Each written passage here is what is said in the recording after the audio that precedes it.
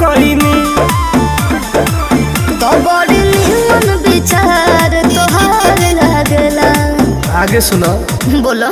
नमन के हमर जयकार लागेला अच्छा वाला जनता दरबार लागेला सारा दुश्मन हमर साथ लागेला हर रविवार दरबार लागेला माफिया है माफिया।